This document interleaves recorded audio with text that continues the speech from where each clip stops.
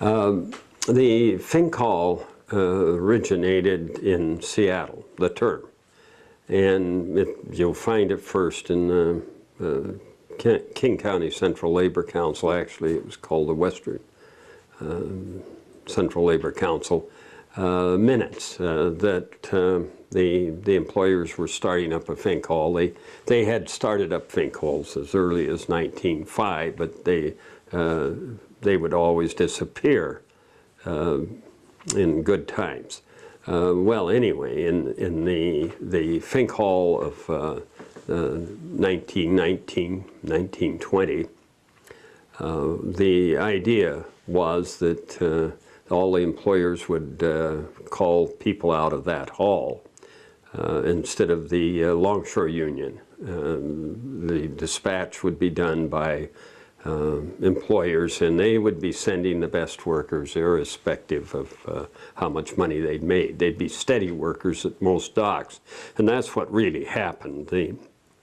There were 8 or 10 shipping companies that had their own gangs and didn't even go to the Fink Hall, and there were stevedore companies that handled cargo who would order people, and they would have steady gangs and then supplement out of the Fink Hall.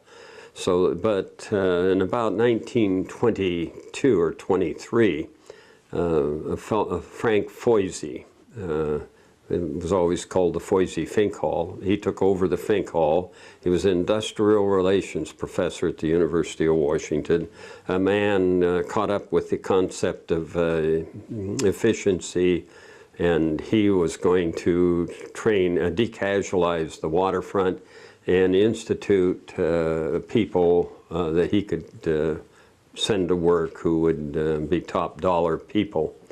And the problem with that was they would use up people on the waterfront, wear them out. They were handling 100-pound sacks, 150-pound sacks, break bulk cargo, onerous work.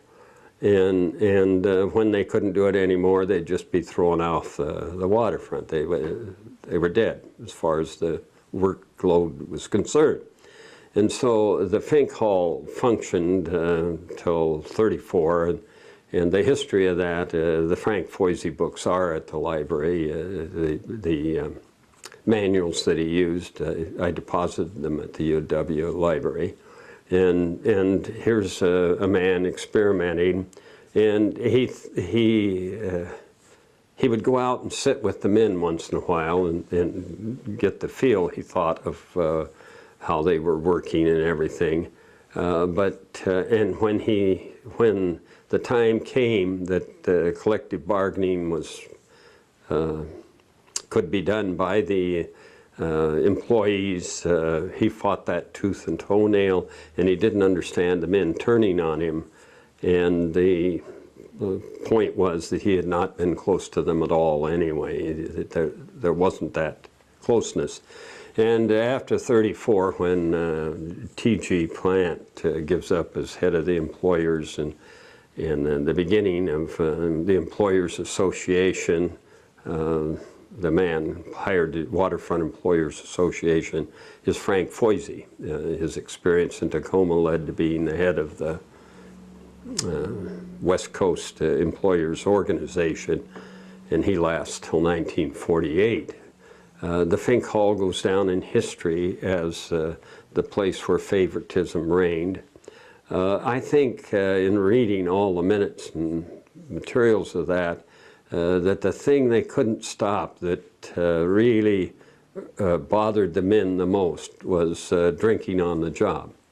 The real problem of alcohol on the waterfront, accidents and everything, and the inability of the Fink Hall, Bringenberg, and the others to solve that problem led to its death, because it didn't really enforce safety as it should have.